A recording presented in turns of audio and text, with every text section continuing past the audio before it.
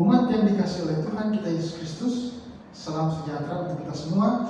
Kita berjumpa lagi di kebaktian Minggu GPI Manado secara online melalui media YouTube di hari ini, hari Minggu tanggal 7 Maret 2021. Kita bersyukur kepada Tuhan oleh karena penyertaannya kita boleh diberikan kesempatan nafas kehidupan agar kita terus melihat kebaikan Tuhan dalam hidup kita.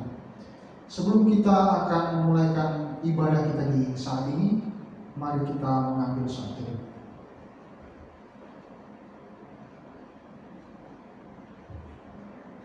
Bapa di dalam surga, kami sungguh bersyukur di saat ini atas kasih karunia anugerah-Mu yang terus dinyatakan di dalam hidup kami. Ya Tuhan, di saat ini kami dan juga setiap umat Tuhan yang menyaksikan atau mengikuti kebaktian Minggu GPI Manado secara online, kiranya boleh mendapatkan suatu hikmat kasih dari Tuhan agar boleh mengikuti kebaktian ini dengan penuh hikmat dan penuh rasa syukur. Ya Tuhan, biarlah puji-pujian yang akan kami nyanyikan hanya untuk kemuliaan nama-Mu. Begitu juga dengan perenungan atau pewartaan firman yang akan disampaikan oleh Abdi-Mu, kiranya boleh memberikan suatu pemahaman baru, memberikan suatu hikmat yang baru bagi kami agar kami terus dilimpahkan dengan firman-Mu. Inilah doa kami ya Tuhan, di dalam nama Tuhan kita Yesus Kristus. Amin. Mari kita akan menyanyikan lagu Hatiku Percaya.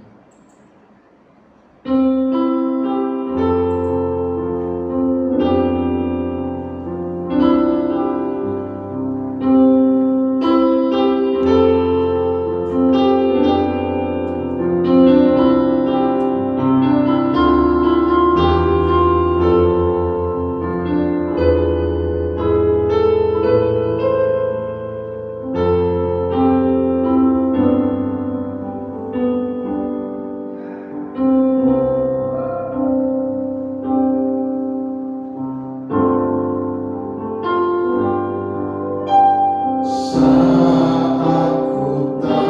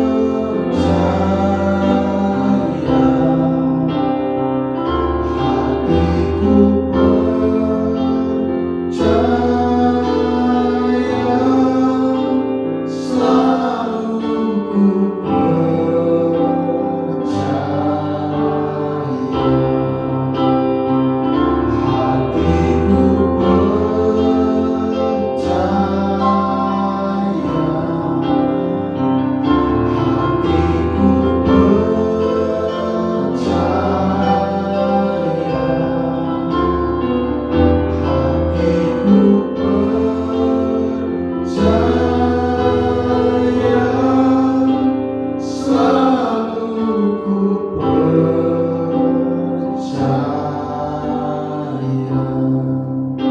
selalu ku percaya.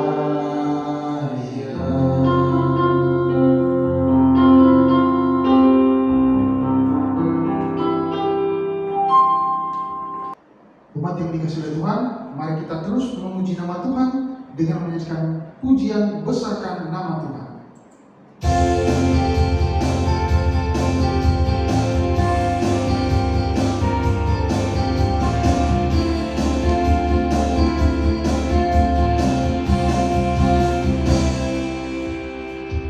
Besarkan nama Tuhan, pujilah Dia. Kemurahannya besar, tiada terkira. Aku tak dapat balas betapa besar kasih-Nya. Oh, besarkanlah namanya.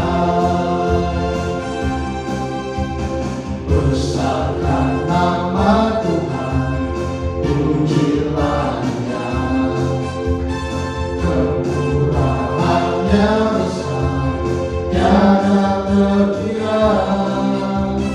Aku tak dapat balas betapa besar kasih-Nya. Oh, besarkanlah namanya. Tuhan yang ajaib, Tuhan yang kuasa, Tuhan yang menolong hidupku. Tuhan yang ajaib, Tuhan yang kuasa, jiwaku ditebus oleh-Nya. Tuhan yang ajaib, Tuhan yang kuasa, Tuhan yang menolong hidupku. Tuhan yang ajaib, Tuhan yang kuasa, jiwaku ditebus oleh-Nya. Jiwaku ditebus oleh-Nya. Jiwaku ditebus oleh-Nya.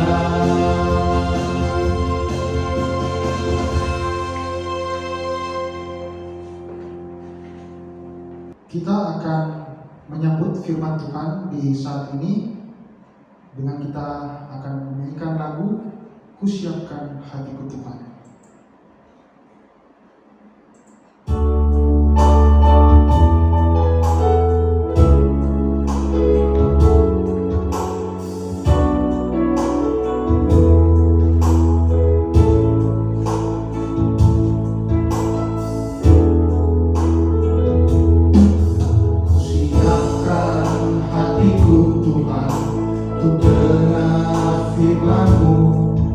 Saat ini ku sujud menyembah-Mu Tuhan, masuk hadirat-Mu saat ini. Curahkan urapan-Mu Tuhan bagi gereja-Mu saat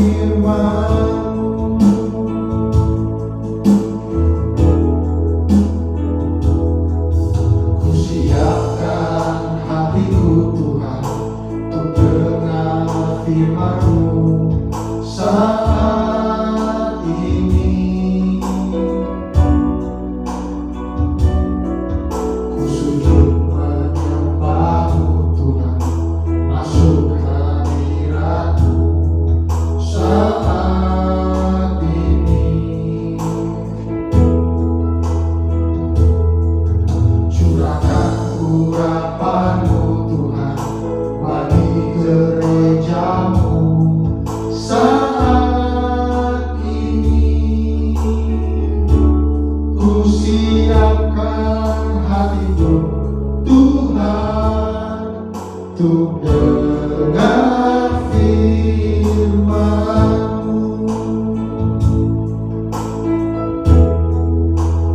Firman-Mu Tuhan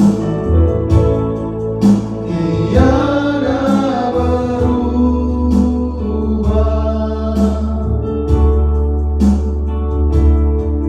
dahulu, sekarang, selama-lamanya tiada berubah.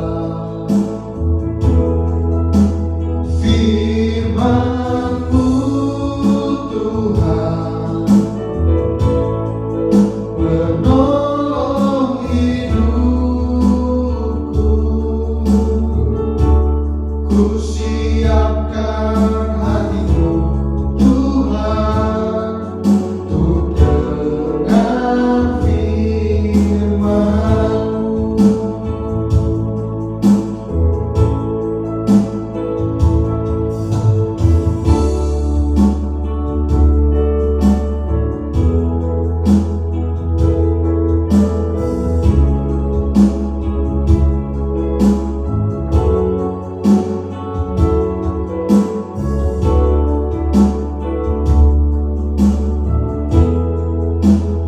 Firman-Mu Tuhan tiada berubah,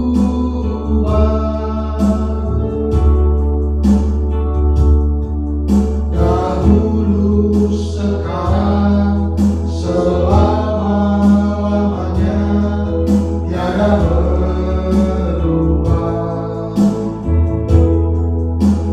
Firman-Mu Tuhan penolong hidupku, ku siapkan hatiku Tuhan untuk dengar firman-Mu. Ku siapkan hatiku Tuhan untuk dengar firman-Mu. Ku siapkan hatiku Tuhan untuk dengar firman-Mu.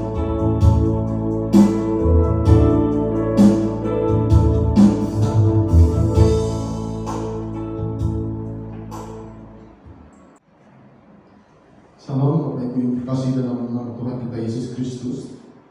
Pada saat kesempatan ini kita akan merenungkan firman Tuhan. Namun sebelum kita merenungkan firman Tuhan, kita terlebih dahulu berdoa. Mari kita bersatu dalam doa. Bapa dalam kerjaan surga, mengucap syukur buat kebaikan dan kemurahan Tuhan dalam hidup kami. Kami berterima kasih penyertaan-Mu sepanjang minggu ini. Engkau terus menyertai kami, Engkau terus memelihara kehidupan kami. Hingga pada saat kesempatan ini ya Tuhan, kami mau mendengarkan dan merenungkan firman Tuhan. Kiranya biarlah kuasa Roh Kudus Tuhan yang berbicara di dalam hati kami, berbicara di dalam hidup kami, agar kami dapat mengerti dan memahami firman-Mu yang kami renungkan ini Tuhan. Dan pakailah abdi-Mu ini hanya sebatas alat-Mu saja di dalam menyampaikan firman-Mu yang kudus dan suci ini Tuhan, biar dapat dipahami dan dapat dimengerti ya Tuhan. Terima kasih ya Tuhan buat kebaikan dan kemurahan-Mu. Oleh karena hanya di dalam nama Tuhan Yesus kami berdoa dan mengucap syukur. Amin. Bapak Ibu yang terkasih dalam nama Tuhan kita Yesus Kristus, pembacaan untuk renungan kita pada saat ini terambil dari Injil Lukas pasal yang ke-18 ayat 9 sampai ayat 14. Sekali lagi dari Injil Lukas pasal yang ke-18 ayat 9 sampai ayat 14. Saya akan bacakan untuk kita semua. Dan kepada beberapa orang yang menganggap dirinya benar dan memandang rendah semua orang lain, Yesus mengatakan perumpamaan ini. Ada dua orang pergi ke bait Tuhan untuk berdoa. Yang seorang adalah Farisi dan yang lain pemungut cukai. Orang Farisi itu berdiri dan berdoa dalam hatinya begini, "Ya Tuhan, aku mengucap syukur kepadamu karena aku tidak sama seperti semua orang lain, bukan perampok, bukan orang lain, bukan pesinah, dan bukan juga seperti pemungut cukai ini. Aku berpuasa 2 kali seminggu. Aku memberikan 1/10 dari segala penghasilanku." Tetapi pemungut cukai itu berdiri jauh-jauh, bahkan ia tidak berani menghadap ke langit, melainkan ia memukul diri dan berkata, "Ya Tuhan, kasihanilah aku orang berdosa ini." Aku berkata kepadamu, orang ini pulang ke rumahnya sebagai orang yang dibenarkan Tuhan, dan orang lain itu tidak. Sebab barang siapa meninggikan diri, ia akan direndahkan, dan barang siapa merendahkan diri, ia akan ditinggikan. Sedemikian jauh pembacaan firman Tuhan kita pada saat kesempatan ini. Berbahagialah kita yang mau membaca firman Tuhan, merenungkannya dalam kehidupan kita hari lepas hari, dan dapat mengaplikasikan firman Tuhan itu di dalam kehidupan kita hari lepas hari. Dalam perikop ini, Tuhan Yesus memberikan sebuah perumpamaan kepada para murid dan orang yang hadir pada masa itu tentang orang yang menganggap dirinya lebih baik daripada orang lain dan menganggap orang lain rendah di hadapannya dan tidak berharga. Perumpamaan yang digunakan oleh Tuhan Yesus ini adalah perumpamaan tentang orang Farisi dan pemungut cukai. Orang Farisi dan pemungut cukai merupakan dua kelompok orang yang berbeda, baik secara kedudukan, secara sosial, secara ekonomi, perilaku, dan bahkan kerohanian mereka. Kaum Farisi merupakan kaum yang sangat dihormati di kalangan bangsa Yahudi pada masa itu, dikarenakan kaum Farisi ini dianggap sebagai kaum yang paling saleh dan paling taat di dalam menjalankan kewajiban agamanya. Dan bahkan kaum ini juga dapat dikatakan kaum yang paling radikal karena menganggap dirinya lah yang paling benar. Sehingga dengan keradikalan yang mereka miliki, mereka sering menganggap rendah akan orang yang tidak sepaham dan tidak sependapat dengan mereka. Dan tokoh yang kedua kita melihat bahwa pemungut cukai adalah kaum yang dibenci oleh masyarakat Yahudi pada masa itu, dikarenakan mereka menjadi kaki tangan dari pemerintahan bangsa Romawi. Mereka seringkali memeras dan berkhianat terhadap bangsa mereka sendiri, yaitu bangsa Yahudi.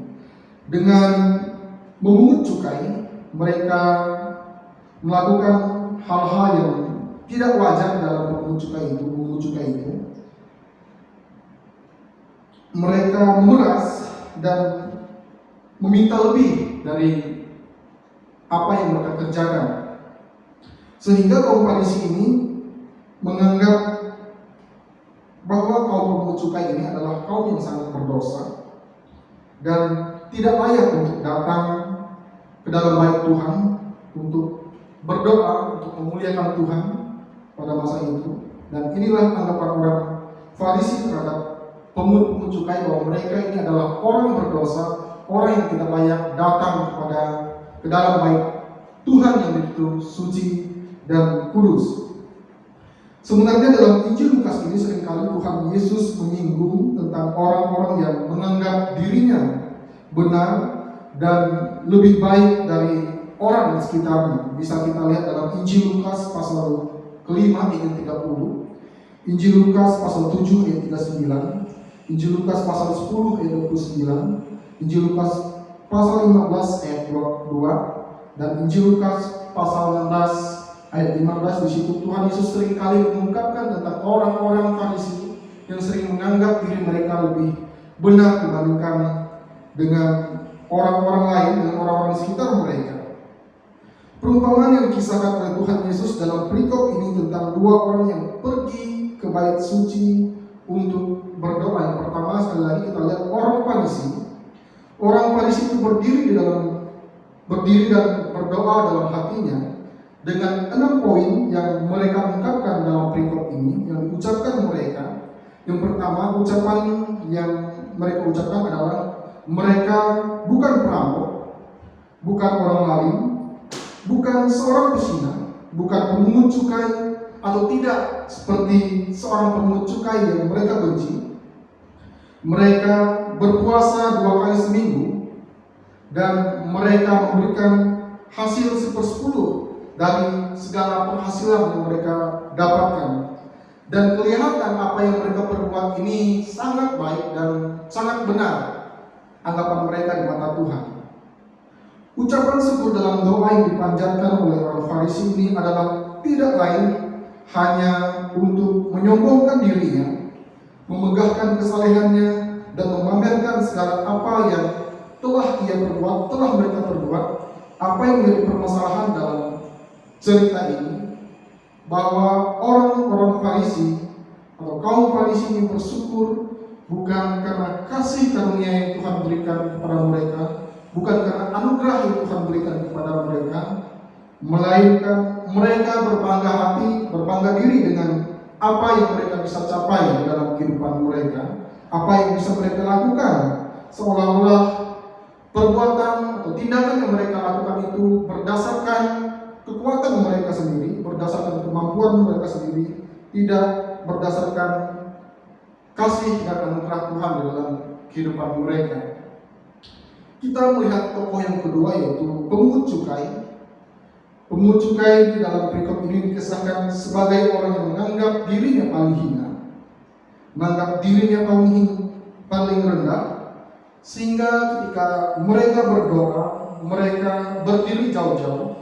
Artinya ketika mereka datang ke dalam bait suci, mereka tidak duduk di depan altar bait suci, tapi mereka berdiri jauh-jauh dan mereka menganggap diri sebagai orang yang tidak layak. Mereka menganggap diri sebagai orang yang sangat hina. Dan kita melihat pengakuan dari pemungut cukai ini bahwa ia tidak berani menengadah ke langit, karena memang pada masa itu setiap orang yang mau berdoa kepada Tuhan mereka harus menengadah ke langit, tapi tidak dengan pemungut cukai ini, karena ia merasa bahwa kehidupannya begitu hina.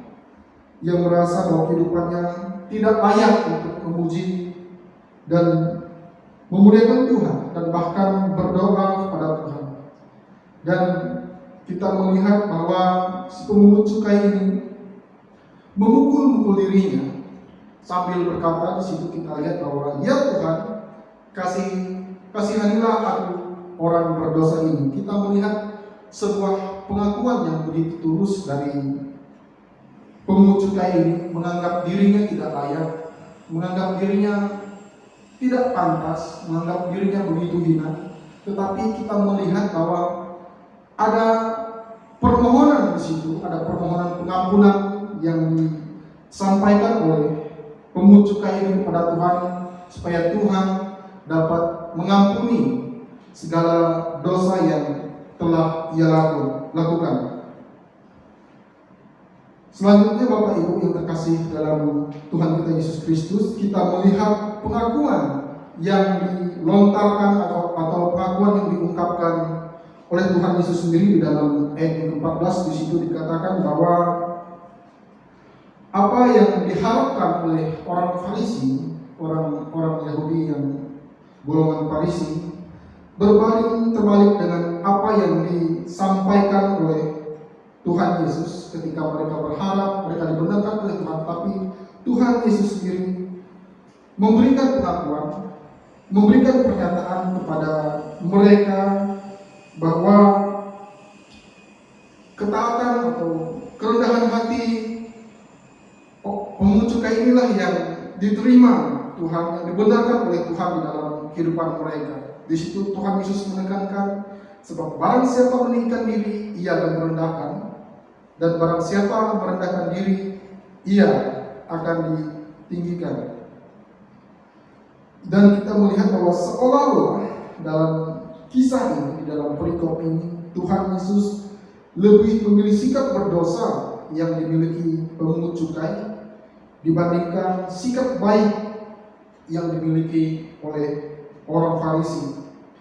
Akan tetapi dalam kisah ini tidak sekedar membicarakan baik atau buruknya sifat seseorang, membicarakan tentang berdosa atau tidak berdosanya seseorang, namun bagaimana ketika mereka datang untuk berdoa kepada Tuhan, sikap seperti apa yang akan mereka tunjukkan, perbuatan seperti apa yang akan mereka ungkapkan kepada Tuhan yang Maha Kuasa itu. Apakah sikap yang mereka tunjukkan ketika mereka berdoa, sikap seperti kaum Farisi ini yang begitu menyombongkan diri, yang begitu membanggakan diri dan begitu arogan akan segala yang telah mereka perbuat, atau kita meniru sikap dari seorang pemungut cukai ini yang menganggap dirinya tidak layak dan menganggap dirinya begitu berdosa di hadapan Tuhan dan mau mengakui segala dosanya serta merendahkan hatinya di hadapan Tuhan. Ada dua pilihan bagi kita, yaitu apakah kita ketika datang kepada Tuhan kita bersikap seperti orang Farisi ini, ataukah kita bersikap seperti pemungut cukai ini ketika kita datang di hadapan Tuhan. Saudara-saudara yang terkasih dalam nama Tuhan kita Yesus Kristus, Tuhan Yesus sendiri menentang segala bentuk dan bahkan sifat dosa. Namun Tuhan Yesus sendiri begitu mengasihi orang-orang yang berdosa, yang menganggap dirinya tidak layak di hadapan Tuhan, serta memiliki kerendahan hati di hadapan Tuhan. Dalam Injil Lukas pasal yang kelima ayat 32, Tuhan Yesus sendiri mengatakan bahwa Aku datang bukan memanggil orang benar, tapi orang berdosa supaya mereka bertobat. Artinya kalau kedatangannya ke dunia ialah untuk memanggil orang-orang yang berdosa, yang mau bertobat, orang berdosa yang menganggap dirinya tidak layak dan pantas di hadapan Tuhan, orang berdosa yang menyadari akan dosa dan kesalahannya, serta orang yang berdosa yang memiliki kerendahan hati, tidak seperti orang Farisi yang menganggap dirinya lebih benar dan lebih baik daripada orang lain. Kedatangan Tuhan Yesus Kristus ke dunia juga menunjukkan kerendahan hatinya, bahkan dirinya untuk menyelamatkan manusia yang berdosa. Dia yang begitu maha mulia, dia yang begitu maha kuasa, maha kudus, dan maha agung, dan lain sebagainya, rela datang ke dunia untuk menyelamatkan umat manusia yang berdosa. Dalam surat Filipi pasal yang kedua ayat 6-9, di situ Rasul Paulus mengungkapkan atau mengatakan bahwa yang walaupun dalam rupa Tuhan tidak menganggap kesetaraan dengan Tuhan itu sebagai milik yang harus dipertahankan, melainkan telah mengosongkan dirinya sendiri dan mengambil rupa seorang hamba dan menjadi sama dengan manusia, dan dalam keadaannya sebagai manusia ia telah merendahkan dirinya dan taat sampai mati, bahkan sampai mati di kayu salib. Di sini kita melihat kedatangan Tuhan Yesus menunjukkan kerendahan hatinya untuk menyelamatkan orang-orang yang berdosa. Apa yang perlu kita pelajari dari Injil Lukas, khususnya di dalam perikop ini, yakni di dalam pasal 18 ayat 9-14. Sebagai orang percaya, hendaknya kita dapat merendahkan hati kita dan menganggap diri kita bukanlah siapa-siapa tanpa pertolongan Tuhan dan tanpa anugerah Tuhan. Kita bukanlah siapa-siapa. Hendaknya melalui teladan dan karakter yang telah Tuhan Yesus tunjukkan dalam kitab suci, hendaknya kita dapat saling mengasihi tanpa memandang rendah satu dengan yang lainnya, supaya kita senantiasa memuliakan Tuhan dalam segala tindakan kita. Hendaklah kita juga dapat menerapkan ilmu padi dalam hidup kita yang ketika semakin berisi, semakin dapat menundukkan diri dan merendahkan hati. Sekali lagi, kisah perikop dalam Injil Lukas ini mau mengingatkan kita bahwa orang yang berbangga diri dengan melakukan hukum Taurat atau hukum Tuhan tidak sama sekali dibenarkan dibandingkan dengan orang yang merasa tidak mampu, bahkan gagal di dalam melakukannya. Yang dibutuhkan Tuhan dalam diri manusia adalah ketika ia mampu merendahkan hatinya dan menganggap dirinya tidak pantas di hadapan Tuhan, mengasihi dan menghargai sesama, serta mampu bersyukur dengan tulus dan sungguh-sungguh di hadapan Tuhan atas segala anugerah yang telah Tuhan berikan dalam kehidupan kita. Amin. Mari kita berdoa. Bapa dalam kerajaan surga, mengucap syukur buat kebaikan dan kemurahan. Pada saat kesempatan ini, abdi-Mu telah mensaringkan firman-Mu ini. Biarlah firman-Mu yang telah disaringkan ini kami dapat pahami, kami dapat mengerti, serta dapat kami aplikasikan dalam kehidupan kami, supaya kami dapat mengikuti kehendak Tuhan dalam kehidupan kami, supaya kami dapat merendahkan hati kami, tidak menyombongkan diri seperti orang-orang Farisi yang begitu membanggakan diri mereka atas segala apa yang mereka perbuat itu. Tetapi hendaklah kami dapat menyadari bahwa kami adalah manusia yang berdosa, manusia yang tidak mampu melakukan segala sesuatu tanpa pertolongan Tuhan. Dan biarlah firman ini terus bertumbuh di dalam hati dan pikiran kami agar dapat kami aplikasikan di dalam kehidupan kami. Terima kasih ya Tuhan, oleh karena hanya di dalam nama Tuhan Yesus. Amin. Pada saat ini kita akan berdoa sapaan. Mari kita berdoa. Bapa dalam kerajaan surga, pada saat ini juga kami bersatu hati berdoa untuk gereja-Mu di tempat ini. Biarlah Tuhan terus memberkati gereja-Mu, memberkati para pelayan yang melayani di gereja ini. Tuhan, biarlah mereka juga tepat bertanggung jawab, memiliki hati yang mau tayang Tuhan, memiliki kerendahan hati yang selalu mengandalkan Tuhan, membutuhkan pertolongan Tuhan di dalam setiap kehidupan mereka di dalam melayani Tuhan. Dan kiranya juga Tuhan memberkati para umat-Mu dimanapun mereka berada di tengah-tengah kondisi pandemi ini. Kami hanya bisa beribadah melalui media online, tapi biarlah kasih Tuhan yang terus mempersatukan kami di dalam iman percaya kami kepada Kristus, agar kami terus bersatu hati, terus kami mengandalkan Tuhan di dalam setiap kehidupan kami. Dan biarlah juga Tuhan terus memberkati umat-Mu dimanapun mereka berada, apapun pergumulan mereka, agar mereka terus mengandalkan Tuhan, terus melakukan apa yang Tuhan kehendaki di dalam kehidupan mereka, agar mereka menjadi umat yang rendah hati, umat yang terus mengasihi sesama tanpa menghakimi orang lain ya Tuhan. Terima kasih buat kebaikan dan kemurahan-Mu. Pada saat ini juga kami berdoa untuk kota Manado, kota di mana kami tinggal ini. Biarlah Tuhan terus memberkati kota ini. Tuhan terus mengasihi masyarakat yang ada di kota ini, agar kota ini juga dapat menjadi kota yang diberkati oleh Tuhan, yang terus mengandalkan Tuhan dalam setiap kehidupan umat-Mu yang ada di kota ini Tuhan. Tuhan juga memberkati Provinsi Sulawesi Utara. Kami berdoa untuk Provinsi Sulawesi Utara ya Tuhan, biarlah Tuhan terus memberkati provinsi ini. Tuhan memberkati Pak Gubernur dan Pak Wakil Gubernur, agar mereka juga dapat bekerja, dapat melayani dengan sungguh-sungguh sesuai dengan tugas dan tanggung jawab mereka sebagai kepala pemerintahan di provinsi ini ya Tuhan. Agar apapun yang mereka lakukan, apapun yang mereka kerjakan, mereka dapat mengerjakannya dengan sungguh-sungguh dan penuh tanggung jawab ya Tuhan. Kami juga berdoa untuk gereja-gereja Tuhan yang ada di seluruh Indonesia ini. Biarlah mereka juga dapat menjadi gereja yang dapat menjadi garam dan terang bagi orang-orang di sekitar lingkungan mereka.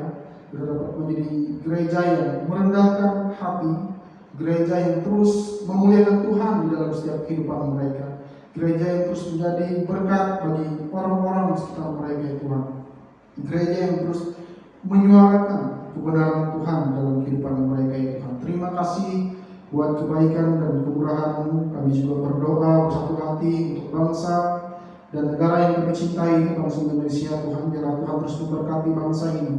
Biarlah kerukunan, kedamaian, ketentraman terus terjadi atas bangsa kami.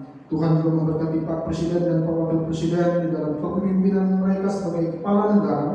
Biarlah mereka terus diberikan kekuatan, mereka diberikan kemampuan di dalam melayani, di dalam menjalankan tugas tanggung jawab mereka yang begitu besar ini, ya Tuhan. Dan Tuhan juga memberkati TNI dan Polri, ya Tuhan. Biarlah mereka juga terus diberikan kekuatan, diberikan kemampuan sebagai keamanan bagi bangsa kami ini, Tuhan, agar mereka juga diberikan soliditas yang tinggi, agar mereka juga dapat menjaga keamanan bangsa ini, masyarakat Indonesia dengan baik, ya Tuhan.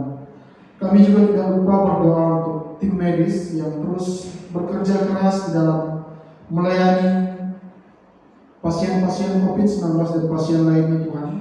Kami terus berdoa memohon belas kasihan Tuhan dinyatakan atas kehidupan mereka, agar mereka diberikan kekuatan, mereka diberikan kesehatan, mereka diberikan kemampuan untuk mereka dapat bekerja dengan baik, untuk mereka dapat melayani dengan sungguh-sungguh, Tuhan, untuk mereka dapat melayani dengan sukacita, agar mereka juga diberikan imunitas yang kuat, ya Tuhan. Terima kasih, ya Tuhan, buat kebaikan dan kemurahan-Mu.